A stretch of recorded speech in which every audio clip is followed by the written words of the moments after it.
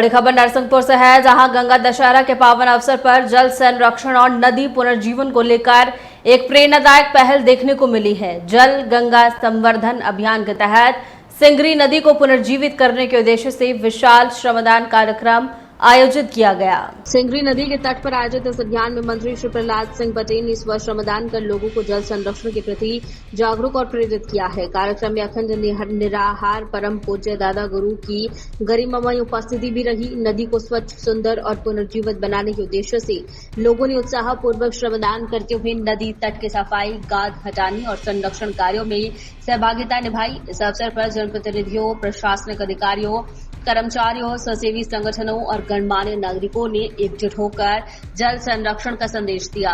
कार्यक्रम में उपस्थित लोगों ने कहा कि नदियों का संरक्षण केवल शासन की जिम्मेदारी नहीं, बल्कि समाज के प्रत्येक नागरिक का दायित्व है।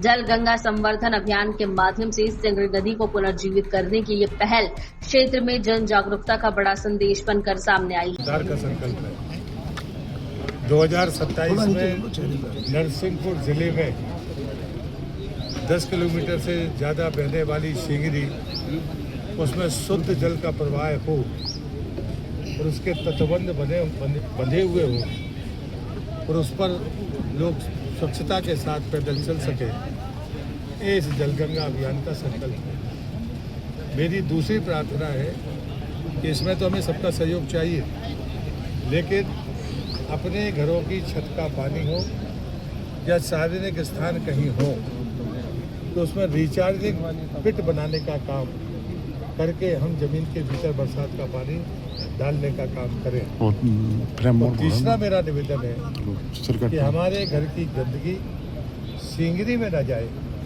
तो फिर नर्मदा में गंदगी नहीं जाएगी। इसलिए अगर मैं कम शब्दों में एक लाइन में कहूँ, सिंगरी को शुद्ध जल से प्रवाहित होकर देखना, अपने घरों का पानी वर्षा जल को जमीन के भीतर पहुंचाना और किसी भी प्रकार की गंदगी इसमें ना डालना, इसका संकल्प आज लिया है। और मुझे विश्वास है कि मेरे प्रार्थना को स्वीकार करेंगे। आज पूज्य दादा गुरु की उपस्थिति ने इस संकल्प को और मजबूती दी है। जल कितना महत्वपूर्ण है कि एक गिलास पानी उनको 2000 दिनों से ज़्यादा हो गया, उनको जीवन दे रहा है। तो शुद्ध जल की सामर्थ्य को हमारी आंखें देख रही है, इसलिए जल की कीमत को हम समझें, यही विनती है।